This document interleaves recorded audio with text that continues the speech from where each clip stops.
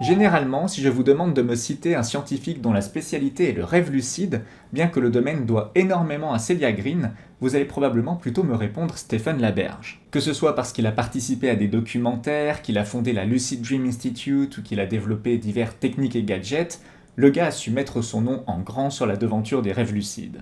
Alors, en effet, Laberge sait vraiment de quoi il parle, et son livre a été une référence pour moi pendant longtemps.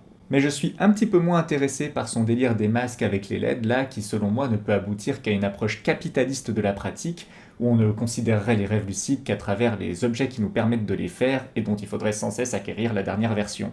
Et c'est pas quand j'ai appris qu'il organisait des sessions de rêves lucides en groupe que j'ai été rassuré sur son approche du sujet. Ça m'a plutôt rappelé un cas bien français qui sait transformer la pratique en business. Mais bon, il faut concéder que Stephen Laberge, ce n'est pas que ça, hein. Il mène aussi des recherches sur la temporalité dans les rêves, ou sur les effets de certaines substances pour provoquer la lucidité. Et au final, peut-être que dans un monde où financer la recherche ce n'est pas si simple, on peut imaginer que tout ce qu'il fait autour sert à mettre de l'argent dans les caisses de son institut. Auquel cas, j'aurais hâte de voir sur quoi travaille actuellement l'institut, car lorsque je me rends sur son site, on dirait qu'il date vraiment d'une autre époque. Et ça, en termes de com, mon Stephen, c'est pas vraiment ça.